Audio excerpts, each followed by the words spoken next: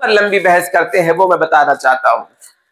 فنا فی اللہ پر آپ نے بحث کی اور اس کے نکات یوں انداز میں بیان فرمائے، جب انسان خود کی ذات کو فنا کر دیتا ہے، اس کا شعور فنا کر دیتا ہے، اس کے وجود کو فنا کر لیتا ہے، تو پھر وہ اسرار رموز اس مقام پر کھلنے شروع ہوتے ہیں جس کا جتنا ظرف ہوگا اللہ اس کو ولایت کی بلندی عطا کرتا ہوگا۔ پیران پیر غوث الاعظم دستگیر حدیث قدسی نقل کرتے ہیں، فرماتے ہیں جب بندہ کثرت نوافل کے ذریعے میرا قرب حاصل کرے گا، کثرت ذکر کے ساتھ میرا قرب حاصل کرے گا، تو پھر شیخ عبد القادر جیلانی فرماتے ہیں رضی اللہ تعالیٰ عنہ، اللہ حدیث قدسی میں فرماتا ہے نگاہ اس کی ہوتی ہے، دیکھنا میرا ہوتا ہے، ہاتھ اس کے ہوتے ہیں، پکڑنا میرا ہوتا ہے، قدم اس کے ہوتے ہیں، چلنا میرا ہوتا ہے۔ جب ولایت کے اس مقام پر جس کا جتنا ظرف ہوگا وہ محنت کرتا جائے گا،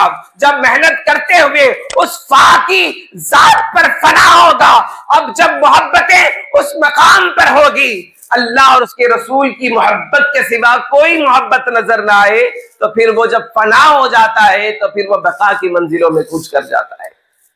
یہ وجود اور یہ شعور اور یہ منزلیں، اور حضرت شیخ عبد القادر جیلانی رضی اللہ تعالیٰ عنہ ان مخطوطات میں یہ فرماتے ہیں کہ تصوف کو اپنی عقل کے دریچوں کی بنیادوں پر نہ سمجھا جائے۔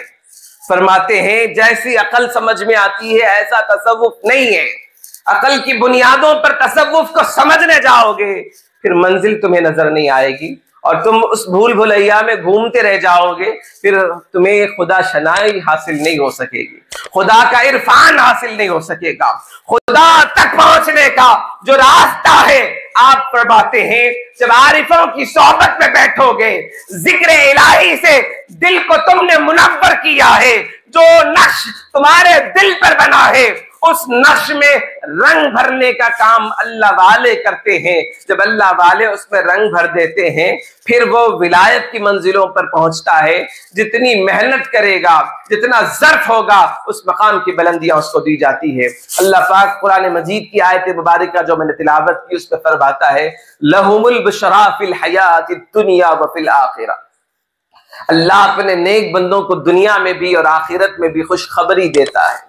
لا تبدیل لکلمات اللہ، اللہ کے کلام میں کوئی تبدیلی نہیں۔ ذالک هو الفوز العظیم، فرماتے ہیں یہی بڑی کامیابی ہے۔ اور کہیں اللہ فرماتا ہے اللہ یجتبی الیہ من یشاء ویہدی الیہ من ینیب،